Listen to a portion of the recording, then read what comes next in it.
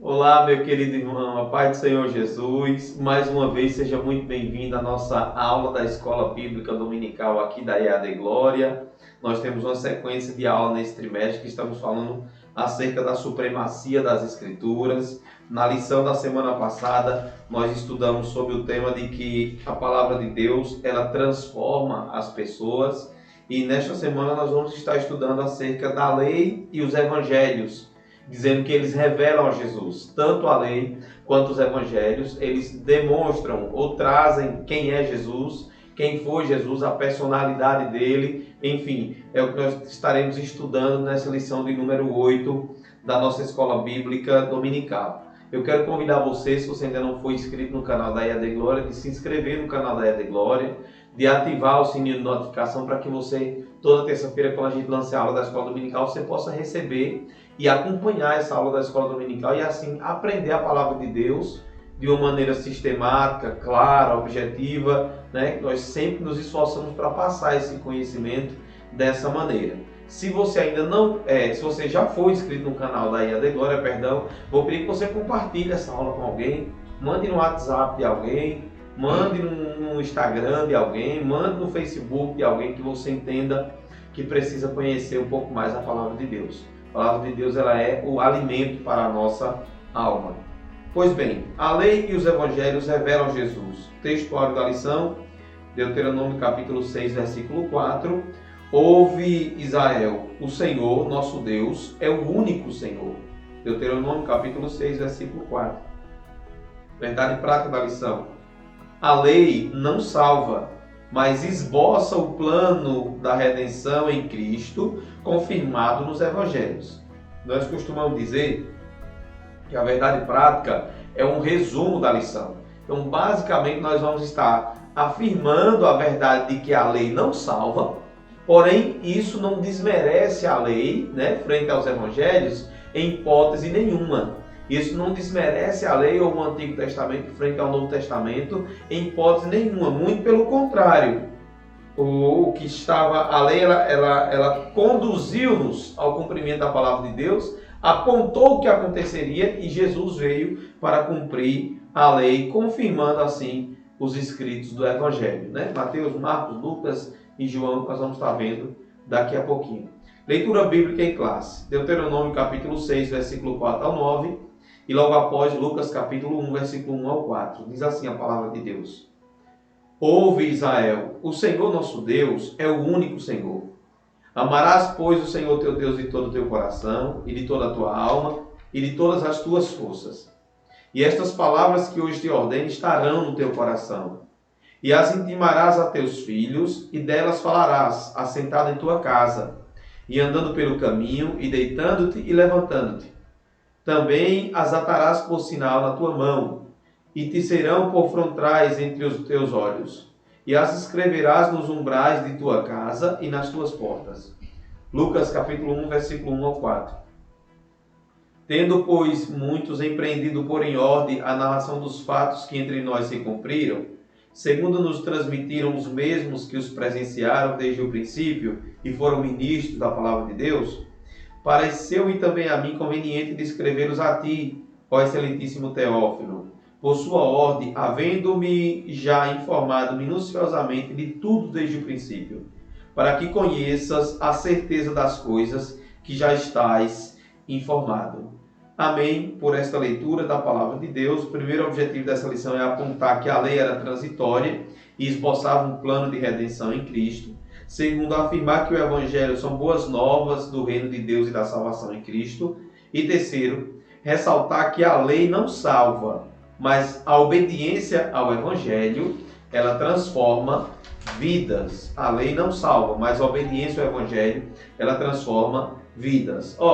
Nós sabemos, até em 3 lições atrás, que nós estudamos sobre a estrutura da Bíblia, nós observamos, né? Nós estudamos sobre o Antigo e o Novo Testamento, sobre o Pentateuco, né? Os livros poéticos, profetas menores, profetas maiores, os evangelhos sinópticos, nós vamos estar tratando agora aqui, as cartas pastorais do apóstolo Paulo, a carta de revelação do Apocalipse, né? Que é o fechamento da palavra de Deus, nós observamos e hoje vamos estar pegando uma partícula, né, desse entendimento, desse conhecimento que nós tivemos há 2 ou 3 lições atrás, quando tratamos da estrutura da Bíblia, e vamos nos aprofundar um pouquinho mais. E que partícula é essa, irmão Eliel? Nós vamos falar um pouquinho mais sobre a lei e vamos falar um pouquinho mais sobre os evangelhos.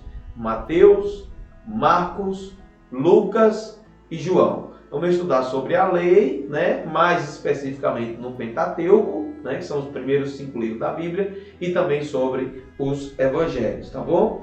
É importante a gente já informar aqui, nessa parte introdutória, que tanto a lei quanto os evangelhos, eles possuem igual autoridade como regra de fé e prática, porém com funções distintas. Preste atenção nisso aqui. Tanto a lei quanto o evangelho possuem igual autoridade. Tanto a lei quanto os evangelhos. Porém, olhando hoje para o fato histórico de cada um, né, já estão consolidadas, a escritura já está consolidada.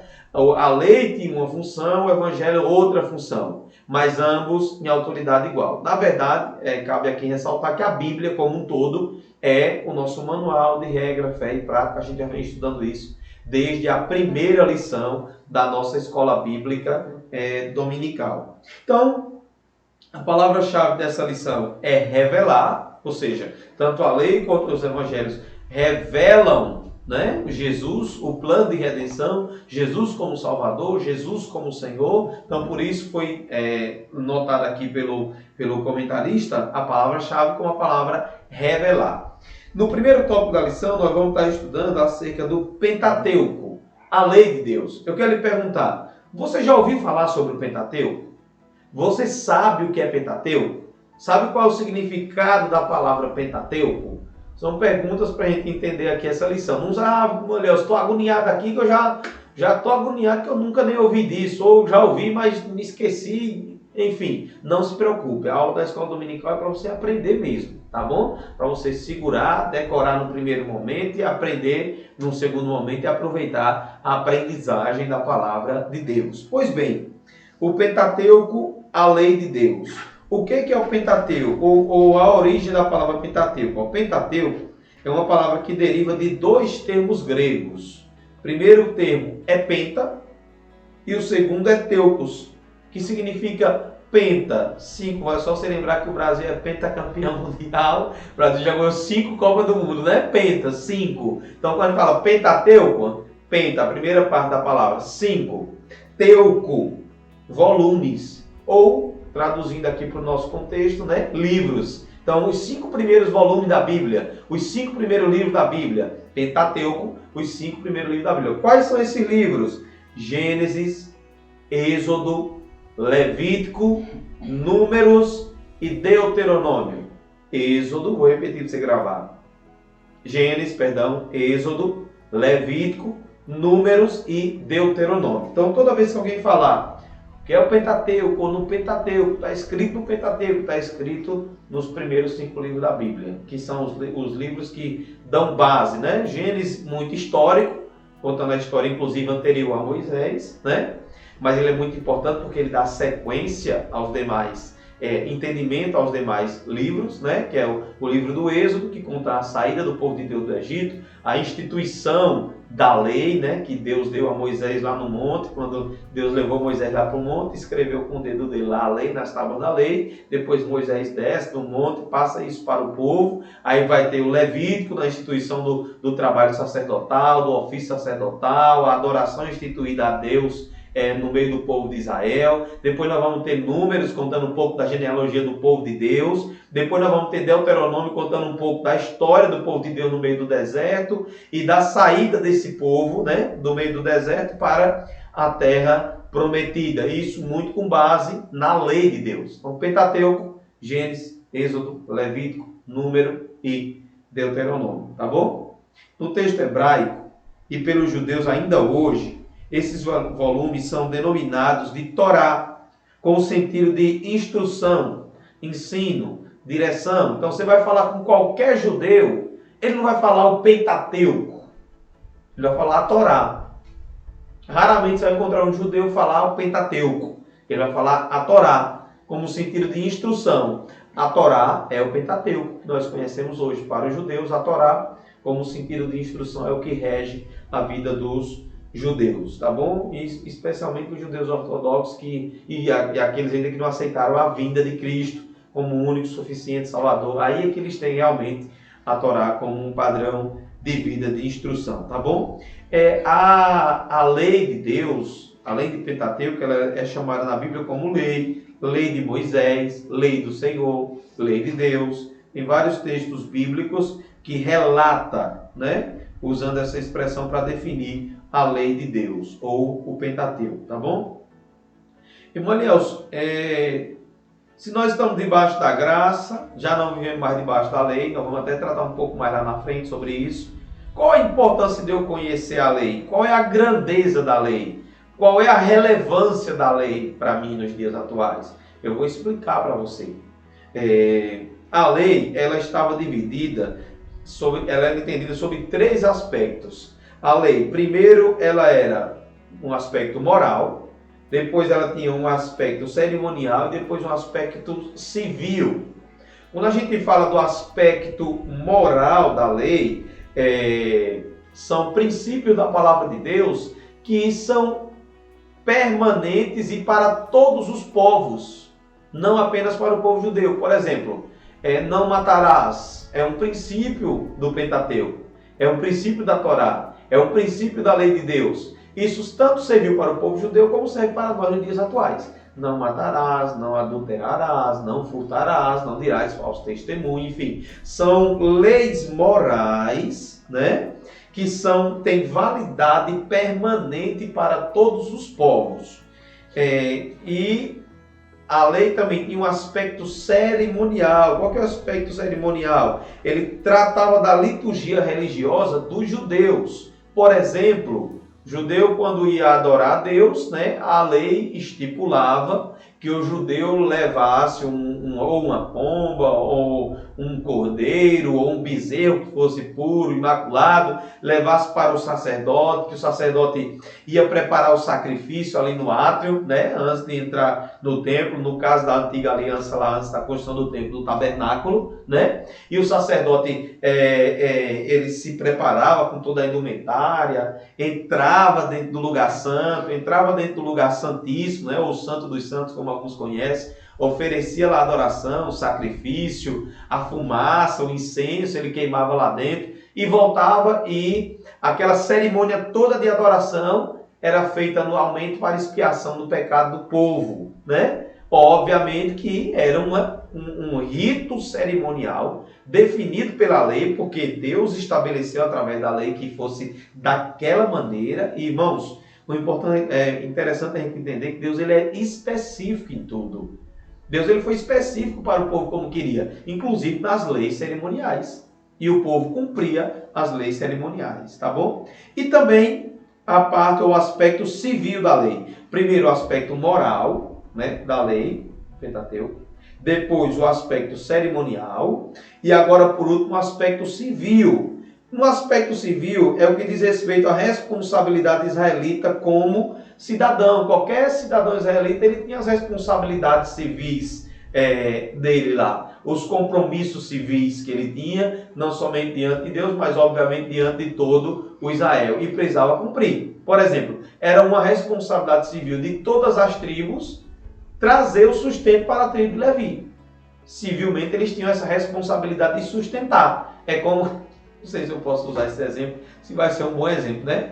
É como a gente que paga imposto para sustentar aqueles que trabalham em função do Estado, né? Nós temos responsabilidade civil de fazer isso. É uma responsabilidade civil. O povo de Israel também tinha essa responsabilidade civil. Não sei se o argumento serviu muito para entender, mas enfim, eu penso que você compreendeu o espírito da lei, né? Civil. Então, a grandeza da lei ela é revelada nesses 3 aspectos: moral, cerimonial e civil. Cada um tem as suas particularidades, né? No entanto, a declaração de fé das Assembleias de Deus reza sobre a lei de Moisés. Como é que a Assembleia de Deus entende a lei de Moisés? Eu vou dizer, a lei de Moisés é o mais importante código de leis da antiguidade por sua santidade, por seu caráter espiritual e por sua autoridade divina. A lei é santa e o mandamento santo, justo e bom. A lei é espiritual, Romanos 7, versículo 12, e também o versículo número 14. E isso está descrito na página número 151 da Declaração de Fé das Assembleias de Deus. Então, nossa igreja, Assembleia de Deus, ela tem a lei de Moisés, ela define dentro da sua declaração de fé que a lei de Moisés é o código, né, de autoridade, de leis da antiguidade, mais importante por sua santidade, por sua autoridade divina e também espiritual, e por ser ela santa. Então nós não menosprezamos a lei de Moisés. Nós não colocamos ela num patamar baixo, né, frente aos evangelhos ou frente ao Novo Testamento. Não, muito pelo contrário, até porque ele é o cumprimento, um é o cumprimento do outro, um não existiria sem o outro, tá bom? A lei e a fé cristã, a Escritura afirma que a função da lei era transitória. Hebreus capítulo 10, versículo 1, o escritor aos Hebreus vai dizer que a lei ela foi para até um determinado momento. Ela tinha a função de ser transitória, ela não era permanente, né? Dessa forma, ela serviu como aio. É o que escreveu o apóstolo Paulo em Gálatas 3:24. Mas olha o que é aio.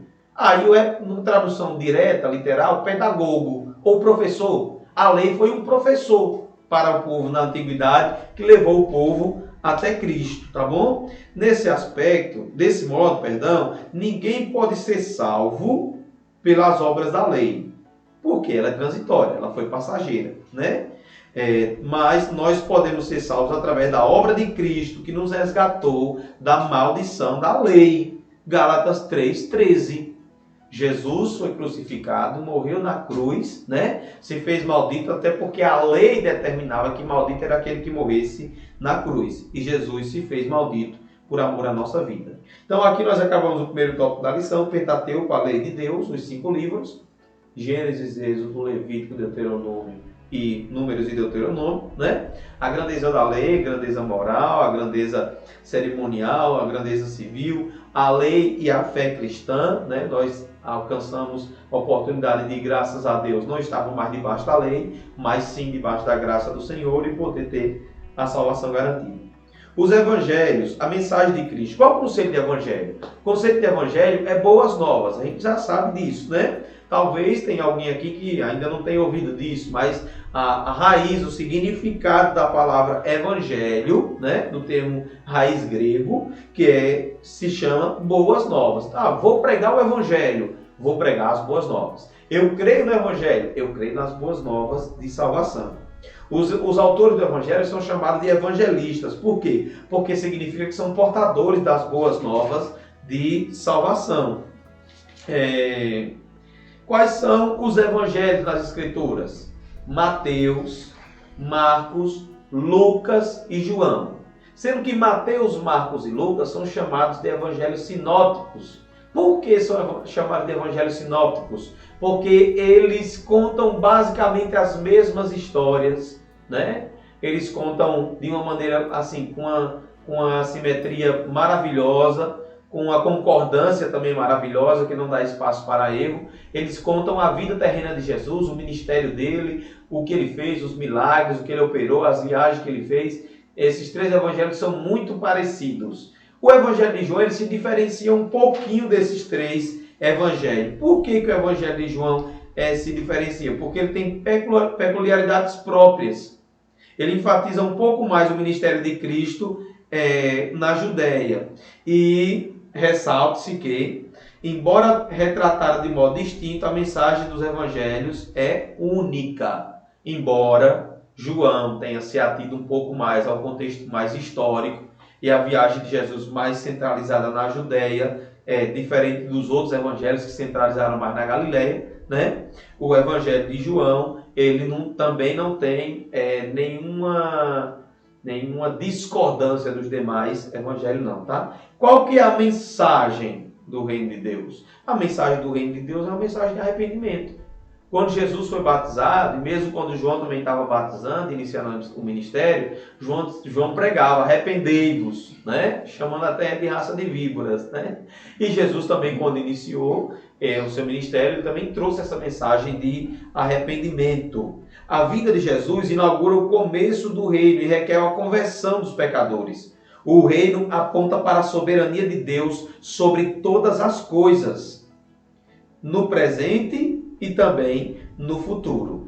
A mensagem do reino de Deus, além de ser uma mensagem de arrependimento, era uma mensagem de salvação, porque apresentava Cristo como o Senhor e Salvador. Por isso, a mensagem de salvação é um ato de amor e da graça divina pelos méritos de Cristo. Os elementos dessa salvação incluem a fé no sacrifício de Cristo, o arrependimento de pecados e o novo nascimento. Olha, sem essas três coisas aqui, não tem conversão e não tem salvação. Quando você encontrar alguém dizendo que é crente, mas se ele não tiver a fé no sacrifício de Jesus, ele verdadeiramente não é crente. Se ele não acreditar no sacrifício de Jesus. Olha, esse negócio é tão sério, que até se eu não estiver enganado, Pedro nos ensinou isso, ou Pedro ou Tiago. Ele disse que você quer provar se o Espírito é de Deus ou não? Manda ele confessar que Jesus Cristo veio em carne, morreu, ressuscitou para dar vida ao homem. Todo Espírito que é de Deus testifica isso. Todo Espírito que não é de Deus não crê nisso. Então é necessário para a salvação ter fé no sacrifício de Jesus. Segundo, é necessário arrependimento. Se você não se arrepender dos seus pecados, não tem oportunidade de salvação para você, nem para mim. Deixa eu me incluir no bolo também, né? E eu que seja arrependido dos meus pecados e das minhas faltas para alcançar a salvação. É necessário ter arrependimento. Como é que hoje nós estamos vivendo uma geração que busca a Cristo sem querer ter arrependimento de pecado? Busca a Cristo para alívio pessoal, para alívio da alma, para alívio do sofrimento da vida, mas não busca se arrependendo do pecado para a salvação. E não vai ter. Por isso que a Bíblia diz que são muitos aqueles que entram pelo caminho largo e espaçoso, pela porta larga. E terceiro, né? Primeiro, fé no sacrifício de Jesus. Segundo, arrependimento de pecados. Terceiro, novo nascimento. Me arrependi, agora vou nascer de novo. Jesus chegou para Nicodemos e disse assim: não pode ver o reino de Deus aquele que não é nascido da água e do Espírito, aquele que não nascer de novo. Somente uma nova criatura poderá entrar no reino dos céus, porque a velha criatura é uma criatura caída, deformada pelo pecado, né? Chegamos ao último tópico da lição com uma mensagem transformadora. A mensagem dos evangelhos, que revelam Jesus, né? Era uma mensagem de arrependimento, uma mensagem de salvação e agora uma mensagem transformadora. A transformação de caráter.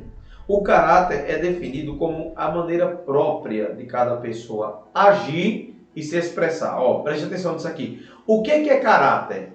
É a definição de cada pessoa, a maneira pessoal de cada um de agir, de se expressar, a maneira como você se porta, a maneira como você enxerga as coisas, aquilo que faz você tomar as suas decisões, é tudo pautado no seu caráter. Na lei, o decálogo ou os 10 mandamentos apresentam as orientações básicas para o modo de viver. No caso da lei dos israelitas, no nosso caso, geral, né? Para todo o povo de Deus. Esses princípios também são aplicados no Evangelho, exceto a guarda do sábado, que é incluído lá na grandeza da lei, dentro do aspecto cerimonial. E essa é uma dúvida que muita gente tem. Por que é que a gente não guarda o sábado? Porque o sábado era uma lei cerimonial, não era uma lei moral. A lei moral, ela perpassa todas as gerações em todos os momentos. Independente de ser um israelita ou não. A lei da guarda do sábado foi uma coisa específica direcionada para o povo judeu, enquadrando-se dentro da característica cerimonial da lei. Então, os princípios do Evangelho, os princípios da lei, são presentes no Evangelho, com exceção, obviamente, né, do princípio cerimonial da guarda do sábado. Somente a graça divina é capaz de transformar o caráter humano. Por meio da ação do Espírito Santo e da obediência ao Evangelho, o homem pode compartilhar a natureza do caráter de Deus. Olha, se o homem não obedecer o Evangelho, não tem como ter transformação na vida dele. Não tem como o caráter de Deus se revelar na vida dele. Pode ter certeza que quando você vê um crente que não é obediente, ele não nasceu de novo ainda. ele não é uma nova criatura. Precisa nascer de novo. Então a mensagem transformadora, ela transforma o caráter, ela restaura a família. Achei interessante uma coisa aqui. Na lei, a dissolução do casamento era permitida por qualquer motivo. Deuteronômio 24, versículo 1 ao 4. A tradução do termo lá do Deuteronômio é assim: se um homem casasse com uma mulher e ele achasse alguma coisa feia nela, né, depois de casar, ele podia dar a carta de desquite dela e já não casar mais. Podia. Embora isso era feito a partir da dureza do coração humano, né? No entanto, essa concessão, como diz o comentarista aqui, ela banalizava a união conjugal e provocava rupturas na família. Nos evangelhos, Cristo ensina que o propósito divino para o casamento é uma união indissolúvel entre um homem e uma mulher. Mateus 19, 4 e 5. Esse ensino é enfatizado com as seguintes palavras: o que Deus ajuntou, não separe o homem. Mateus 19, verso 6. Olha que coisa interessante aqui. Certa vez chegaram para Jesus questionando sobre o casamento, né? Porque Moisés tinha autorizado a carta de desquite lá. Aí Jesus disse assim, sabe por que Moisés autorizou? Por conta da dureza do vosso coração. A lei estava autorizando por conta da dureza do vosso coração. Mas eu estou dizendo para vocês que aquilo que Deus juntou, o homem não separe. Então, a palavra, o evangelho, as boas novas de salvação, além de restaurar o caráter humano, também restaura famílias. Famílias podem viver debaixo da graça de Deus, orientado pela palavra de Deus, sendo assistido pelo conhecimento da palavra de Deus e aproveitando das bênçãos da palavra do Senhor. Óbvio que, né, existem exceções. Quando em caso de morte de um dos cônjuges, obviamente o outro fica livre para casar. No caso de infidelidade também, a deserção do lar pelo descrente. Tem uma esposa que o marido não é crente. Depois que a esposa aceitou Jesus, o marido não quis mais morar com ela, deixou ela, enfim, a irmã está livre para casar. E vice-versa, o irmão também. A Bíblia dá essa orientação em 1 Coríntios capítulo 7, versículo 15. Se houver deserção do lar por parte de um cônjuge não crente, se ele sair de casa, abandonar a família, a irmã está livre para casar. Diante de Deus não tem nenhum problema, tá bom? É óbvio que, mesmo nas situações de traição e abandono, a mensagem cristã apresenta o perdão e a reconciliação como atitudes preferíveis. Obviamente que a palavra sempre vai aconselhar. Teve arrependimento, se puder perdoar, perdoa. Se puder perdoar não, né? Perdoa, tem que perdoar de qualquer jeito. Estou falando no sentido de voltar a conviver em um relacionamento matrimonial. Mas o importante aqui é entender que a palavra de Deus, ela restaura. O Evangelho é uma mensagem transformadora que restaura também a situação familiar, tá bom? E também, por fim, a regeneração da sociedade. Nossa declaração de fé afirma que a estrutura dos 10 mandamentos, que fazem parte da lei, diz respeito a Deus e à sociedade e envolve pensamento, palavras e obras. Olha, a lei, a palavra de Deus, ela nos cerca de todos os lados com ensinamentos que transformam desde os nossos pensamentos até as nossas palavras e termina, acaba nas nossas obras, tá bom? O Senhor Jesus ensinou que todo o sistema mosaico, a lei e os profetas, está resumido em 2 ações: amar ao Senhor, e amar ao próximo como a si mesmo. Amar ao Senhor de todo o teu coração e amar ao próximo como a si mesmo, tá bom? Irmão, nós chegamos aqui ao final dessa lição. Nós aprendemos aqui que a lei ela foi muito importante, embora fosse transitória. Ela serviu de professor para nos trazer até Jesus. Quando Jesus veio, a Bíblia diz que Jesus cumpriu a lei. Jesus, ele cumpriu a lei, instaurando nele mesmo, no seu sacrifício, a dispensação da graça, um novo momento para a igreja do Senhor, do qual nós temos que aproveitar. E embora nós estejamos debaixo da graça, os princípios da lei, morais, eles perpassam toda a humanidade, em todos os tempos, em todas as gerações, chegam até nós e nos alcançam. E nós precisamos praticá-los para que o nome do Senhor venha a ser glorificado nas nossas vidas.